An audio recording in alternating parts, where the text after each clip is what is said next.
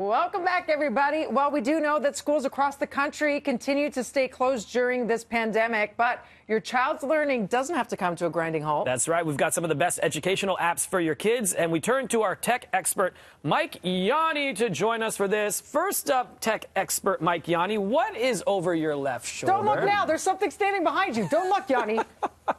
Stay very still. What is that? Well, okay, so my son, when we were chatting last week, was watching, and he said, man, our home office looks really boring. You gotta do something. And so yesterday, when he was online with his class, there was one student that would leave every 5 minutes and change outfits and then come back. It's like, you gotta do something like that. So we had a suit of armor in the basement. So I thought, you know what, I'm gonna put it in the home office there. We're not gonna ask why you had that in the basement. To point this out. Yeah, but also, your line producer, Rob Gonzalez, also said, as a gadget guy, a tech guy, your home office was pretty disappointing. Yes. So Rob, this is for you as well. You're right, because when you said when you said that it was boring, we were like, come on, man. We thought everything was voice activated and touch free. You just like bang, bang, bang. The holodeck is down right now. Sorry, guys. It's like it's night at the Mike Museum over here. Okay, Mike, so it's so funny. We just had an 11-year-old call in, Liam, and he mentioned Prodigy. We didn't know what that was until we read your notes today. So combining education with fun, what is Prodigy? Yeah, this is interesting because apparently a lot of teachers are using this as a resource in the classroom. This actually is a lot of fun. It's all about math, but it's a fun way to do math because what they do, you guys, is they disguise math problems as a role-playing game, a fantasy adventure. So you start with a character, and you start right at level 1. You have barely any skills. You go out into the world, you explore it, you stumble upon monsters and other wizards, and then you have to battle them.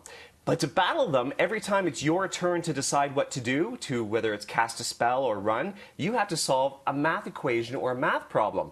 It sounds really simple, but it gets extremely complex. It could be as easy as, a number pattern, or maybe it is solving, what is the time on this analog clock, which a lot of kids don't know how to do.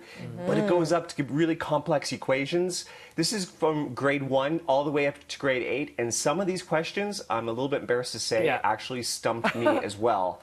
Same. So yeah, it's really valuable. There's lots of resources. A couple things, though. Parents do have to kind of monitor because if your child cannot solve the problem on their own, it doesn't show you how to do it. So parents should be standing by to kind of help explain and walk things through. The other thing I have to point out, it's free, but there's a paid membership, and paid members advance faster, and it always pops up a little warning saying, hey, if you paid for this program, you would get this loot instead. And so the kids are going to be bombarded with that message. Just got to point that out there. Yeah. All right, that's great info on that one. Let's go to Adventure Academy. What's that one all about, Mike?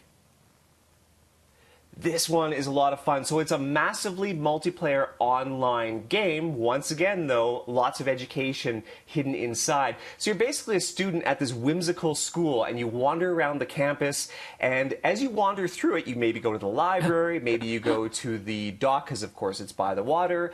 There are games to play, there are books to read, there are videos to watch. But what I love about this, while Prodigy focuses on math, this one is all expansive. It looks at biology, geography, a whole bunch of different categories. And I've got to say, they do it in a really fun way. Like, they throw fun facts at you in videos that the kids want to watch. For example, why are the honeycombs hexagons?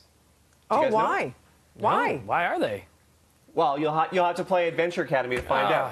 No, actually, apparently that's the shape that can make the most use of the area, so they can build or store as much honey as possible. But there's all kind of things like that, and the kids watch the videos and then they're quizzed on them afterwards as well. So between the games, the fun videos, this one definitely gets high marks. I will point one thing out with this one: you can see other students wandering around the campus, and you can talk to them.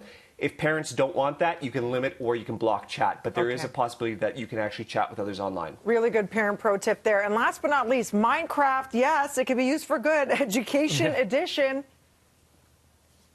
Yeah, a lot of people don't realize there is an educational component to Minecraft. At one point, this was actually limited only to teachers. Only teachers had access to this, but now they've opened it up and you can download it for free.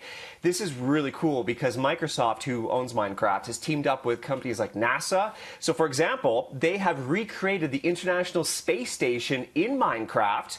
So not only can you go and explore it, there's modules where you can actually learn about the International Space Station and explore it, and you have to tag certain items. It's almost like a scavenger hunt. You can learn about, you can go to the African savannah and learn about species that are endangered. You can learn about historical figures. Everything from changes of the season is pretty incredible. You just have to go online and you download these modules. And the one thing I got to point out about this one is this Minecraft Education Edition, you have to specifically download that version. It's not on Xbox and PlayStation. Sorry, kids. It is more on for the PC and your Mac and your desktop computer. That's perfect. Mike Yanni, thank you so much. Gadget_guy is where you can check him out on Twitter. If you are going to give the kids some screen time, some great suggestions right there. Thank you so much. Can you name the guy behind you if he's going to be a featuring star? Well, Bob. Thanks to Mike and Bob. It's called Bob?